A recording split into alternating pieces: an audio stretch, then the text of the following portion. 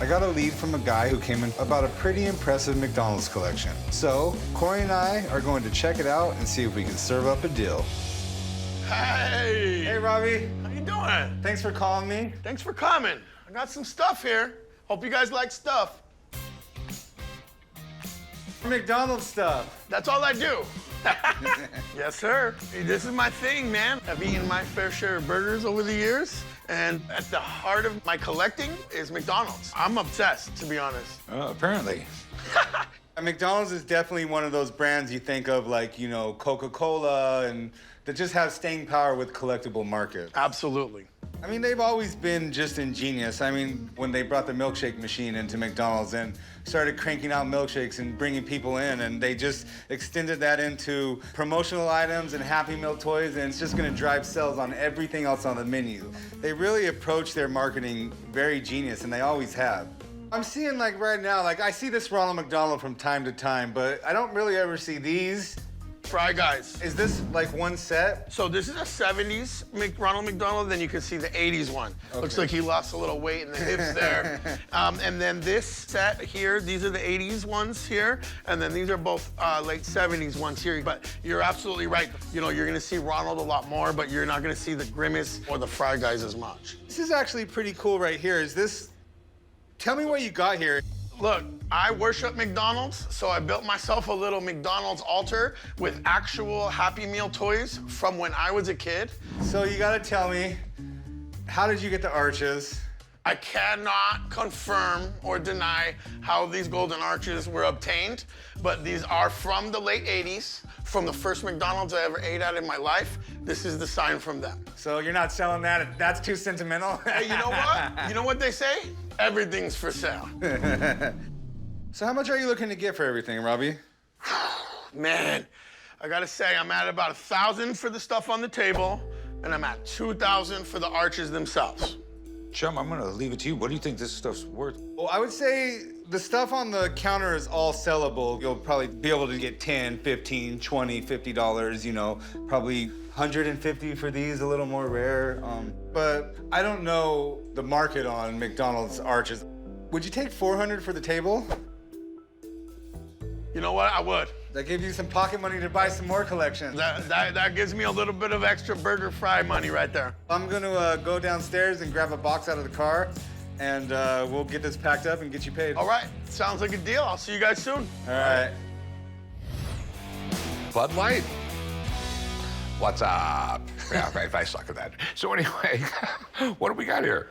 So this is a vintage 1987 neon beer sign from Budweiser. It's the Spuds Mackenzie Bud Light. Spuds Mackenzie, the original party animal.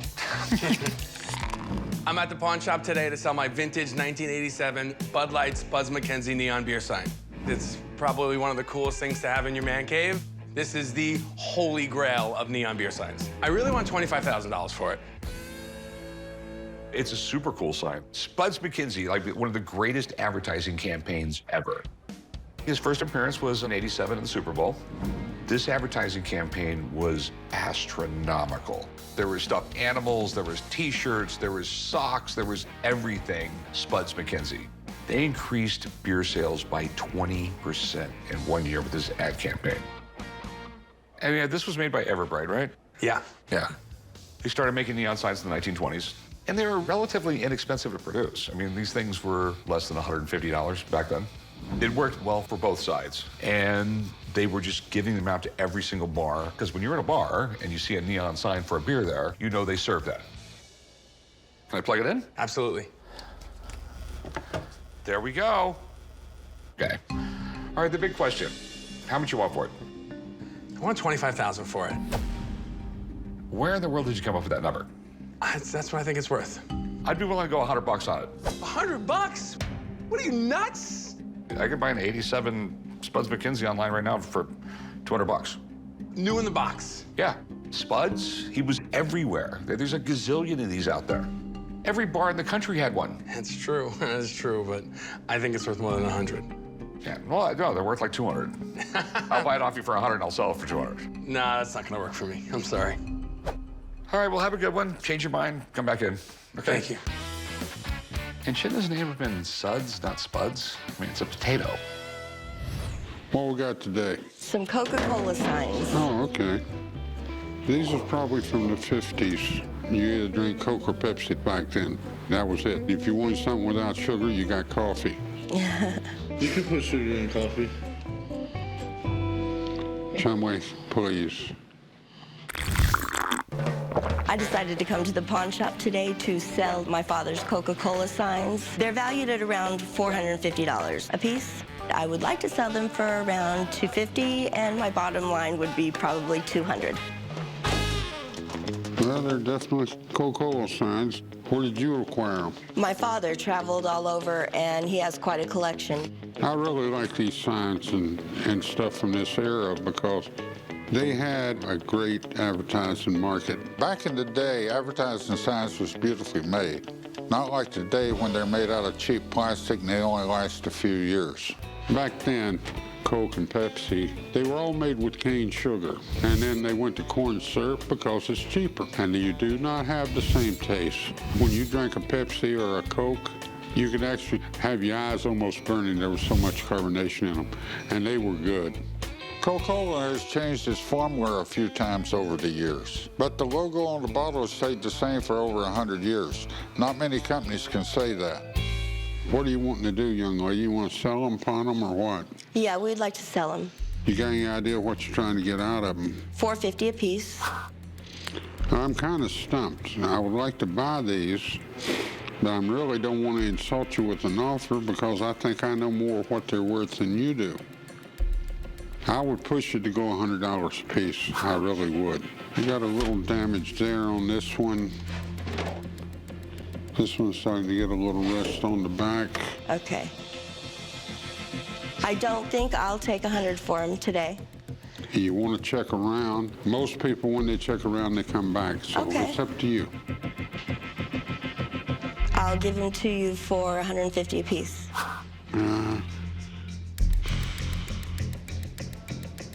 I'll tell you what I'll do. I don't want to, but I'll split it with you. I'll go 125 each. But that's the best I can do. 125? Yeah, that would be top of the mark. Okay, well, you're getting yourself a good deal then. We thank you very much. We'll do the paperwork right over there, young lady. I went a lot lower than I had expected to go, but collectors are what's going to pay, and they're hard to find. What do you got there? Well, prepare to be amazed. The rarest Hot Wheel in the world. Is that what I think it is? The pink 1969 rear-load beach bomb. That's the holy grail of Hot Wheels, isn't it? It sure is. It's in mint condition. These are the original surfboards that go with it. Yeah, that was a ragtop Volkswagen, Volkswagen Transporter. We call it a bus, but technically it's a transporter. I know a lot more about Volkswagens than I do Hot Wheels. I came to the pawn shop today to sell my 1969 pink rear loader beach bomb, the rarest Hot Wheel in the world. And I've had it for about 15 years. My daughter's wedding is a little over a year from now, and maybe now's a great time. I could sell a Hot Wheel and raise some money for the wedding. It's pretty amazing. It's one of those little tidbits of history and collecting that, you know, generally you see in some guy's personal little museum or something like that. I mean, Hot Wheels came out in '68, and they got Mustangs, and they got Camaros, and they were so much faster than the Matchboxes. And me and every single kid in my neighborhood, we all had our Hot Wheels. All right, do you know anything about it? They actually stopped making this variety and made a different variety of the Volkswagen bus. Okay. Hence, this was never for sale to the public. That's why it's so valuable. Okay. Hot Wheels was one of the greatest toys to come out in the late '60s, and they're still popular today. The fact that only a few of these were produced but never sent out to the public makes it incredibly rare. And being a Volkswagen bus, it's got a dual collector base. I have no idea what this is worth, but I know it's not going to be cheap. Okay, so I'm assuming if you have the holy grail of Hot Wheels, you have a lot more Hot Wheels? I have about 6,000 Hot Wheels. I'm Hot Wheel crazy. Okay. So what do you want for it? $150,000. A bargain for the rarest of all rare toys. 150 grand. Damn. I don't even touch it. Let me call a friend. He owns a toy shack right down the street. He's a pretty big dealer in toys. He sure is. I know him. Okay, so I'm gonna give him a call. You hang out, just guard that thing. Okay. I'm confident that Johnny will verify this is a legitimate car, and it's the only one like it in the world. As for the value, I'm very interested myself to see what Johnny has to say. Hey, what's up, Rick? Oh, pretty good. Well, you supposedly know this guy? Hey, what's up, Bruce? How you doing? How are you? Good to see you. He has this, supposedly it's, It is, it is. Wow. this is supposedly the greatest, most expensive Hot Wheels ever. All the rumors are true about the rear loader beach bomb. When Rick called me and told me he had the Hot Wheels pink rear loader beach bomb, I couldn't believe it and I couldn't get here fast enough. This is the rarest and most sought after Hot Wheel in existence. All right, so this is legit. This has changed the industry of collecting Hot Wheels. Nobody thought that anybody could make an impact on Matchbox. Matchbox dominated the diecast market. And then when Hot Wheels came out in '68, it was over. They were fast, they had these Spectre Flame paint jobs. It was never the same. And usually in the Hot Wheel collecting world, pink always means dollar signs. Okay. And there's only, I believe, 2 pinks known. And one is a prototype, and the other one was an early production. Okay. Do you mind if I take a closer look? Go ahead, look at and it. we'll see what we have? Always have a white glove just in case, and this is one of those moments where the white glove comes out. So what are you looking for? This is a different base than the early production ones. So this is definitely the prototype. And there's certain things in the lettering, the bumpers, even like flaws in the casting that are only available to the prototypes in the early productions. Some of these two are just raw, it's just not cleaned up like it is in the later ones, and also the knockoffs. Everything looks 100% correct. Okay. So what do you think it's worth? These were like 60 cents back in the 60s, and now they're still under $1. But there's some heavy hitters in the Hot Wheel world that would jump on a prototype like this. So it'd be easily $100,000 for this car. Okay. All right, well, thanks, man. Thank you. Thank you very much. Okay. In the Hot Wheels market, there's nothing close to this. I mean, this is the holy grail of Hot Wheels. This is what everybody goes after. This is the rarest, and this is in the best condition. And that's why it goes for $100,000. So I'm thinking 60? Nah, we're not in the same neighborhood. I'll go 65 grand. No, I'll go down to 140. I mean, I go as high as 70. Nah. It's just not gonna do it. I guess when you're talking about world record cars and the holy grails, kind of what I want to sell it for one day and somebody else wants to pay, and I guess today's not the day. Well, thanks for coming in, man. Thank you very much. It was cool to see it. Okay. Thank you. Have a good one. You too. Unfortunately, this is truly my pink baby. I appreciate his offer of $70,000, but in this case, I think this car is worth probably at least twice that much. And there's nails and a chalkboard on the bottom of it? I should pass on this thing just out of general principle.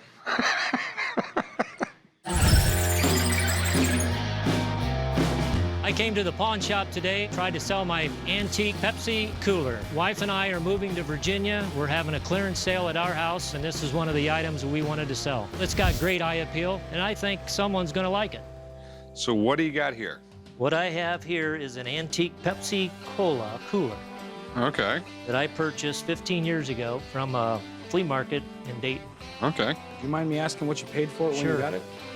15 years ago, I paid $750. All right, do you know anything about it? 1939 and 1950 is supposedly when they made this, before refrigeration, I guess. No, they've had a refrigeration up long before that. Most people don't realize that rural America did not have a lot of electricity. So little corner stores, gas stations, these were a great thing to have. Sell Pepsi at. Back in the 1930s, Coke and Pepsi came in 6-ounce bottles and cost just a nickel. Then Pepsi introduced a 12-ounce bottle with the slogan, double size.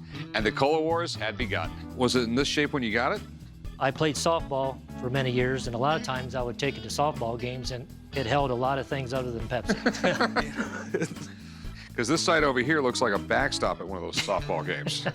You can tell it was originally blue because they did a terrible job painting it. They didn't even take the blue paint off when they painted it. This thing is pretty beat up, but I've learned with old Coke and Pepsi stuff, it really doesn't matter. People will buy it in just about any condition. I just have to get it at the right price. Hey, do you want to pawn it or sell it? I like to sell it. How much did you want for it? I know I paid $750 for it. As I mentioned, all the eye appeal. Hold on. What, just because you got screwed doesn't mean I get screwed. That's not the way it works. I understand that. But I don't think, something like this, I don't think you really have a hard time selling, but. I mean, we're talking $2,000, $3,000 to do a full-blown restoration on it, which will probably make it worth about $3 grand. I'd like to offer you around $200 for it. I can't take that. It needs a lot of work, man. About 5. I mean, if we bought it for $350, we could probably sell it for $5 without having to restore it. Yeah, that'd be someone else's project, not mine. You do 4? I'm gonna stick at $350, Chief. Boy. Well, I don't know. Hate to part with, my wife's probably gonna kill me too. Okay, I'll do it. $350. All right, let's go do some paperwork. I just can't go home. Just don't wheel it over there. Get some oil on it first. I settled for $350 because my wife told me it's time for it to move, but I think I should have got a little more. Hey, what's going on? Hey, how can I help you? I have a few items today. Are these Teenie babies? They are. And they're just a little smaller than Beanie Babies. Exactly. I got them from McDonald's in 1997 and 1998. Hey, you look like a double cheeseburger and fry kind of guy. So I'm at the pawn shop today, and I'm trying to sell my limited edition McDonald's Teenie Beanie Babies. I swear I drove my parents crazy. We sat in drive-thrus for hours and hours to get these things. And I looked at it as a possible investment. I'm looking to get $1,500. If I do make a sale today, one thing I'm definitely gonna do is pay my parents back for the time spent for sitting in line at those drive-thrus. Okay, we have the limited edition McDonald's Teenie Beanies. At the time, my grandmother was collecting Beanie Babies before these came out, and I knew that they had a lot of value, so I figured, hey, I'm gonna get out in front of this and I'm gonna collect these and see if it turns into something one day. So it actually turned into something very quick. In 1993, the company Thai started making Beanie Babies. They originally dropped 6 of them on the first year, and then every year they would release a few more, and you would try to collect them all.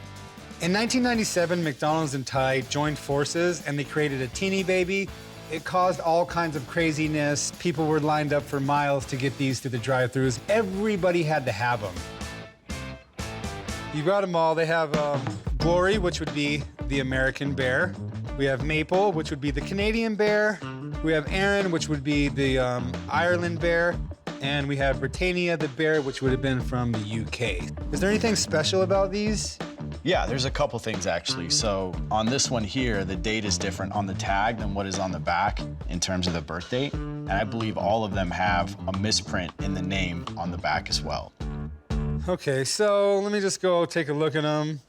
These plastics are really dented in. I'm not exactly sure how dented in they were when you got them. Also, it looks like it was perforated and you maybe had to poke it and pull it up. How much are you looking to get for them? I'm looking to get $1,500 for the complete set.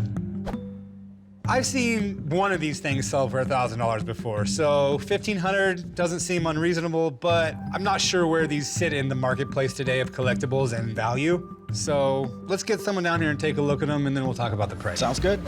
Give me just a few minutes. I have no worries about an expert evaluating the items. If anything, I'm gonna feel better about them coming in and solidifying what I'm asking for in regards to the price. Steve, I've got Teenie Babies from McDonald's. I know at one point these were the hottest item in the collectible market, period. Like, you couldn't even get close to this. Yeah, the Beanie Baby craze was amazing. The Beanie Baby collector was very fanatical. I mean, they were lining up at stores. They were fighting over who's gonna get that limited release and maybe find something rare. And Thai was really philanthropic. So when you have someone like McDonald's who has their own charities, it's a perfect marriage for them. These were actually made for McDonald's for you to be able to make a donation by purchasing Happy Meals. In '98, they produced 250 million Teenie Beanies. And you can imagine tons of different variations, packaging, and so on. Well, supposedly these all have errors on the tag and the dates don't line up with the box. Yeah, it's very common actually for all Beanie Babies. Tush tag errors, errors with release dates, and these didn't escape it. Do you mind if I take a look at these? Yeah, sure, go ahead. Awesome, thank you. So yeah, on the back here, you're gonna find that it says Oak Brook right below the flap there, which has Oak Brook as one word instead of two. And you can see, so that is one. So those errors occurred because maybe they were just producing so many and moving so fast, but it did raise funds for those charities, so it was great.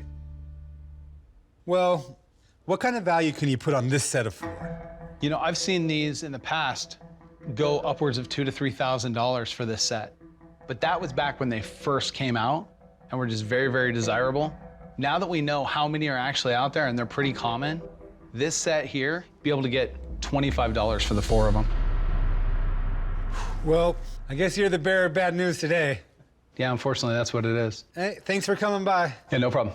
Good luck, man. All right, thank you. Well, we got a big difference in price there. After listening to what Steve had to say about these, I'd be willing to buy them for about $10. I know that's a lot less than $1,500, but that's what we have here. Well, I think I'll hold on to them for another 20 years. I'll tell you what, you bring them back in 20 years, I'll give you $5 for the set. How about that? Have a good day, man. Thanks for bringing them out. Thank you. I walked in today with teeny Beanie Babies, and that offer wasn't even teeny. It was microscopic.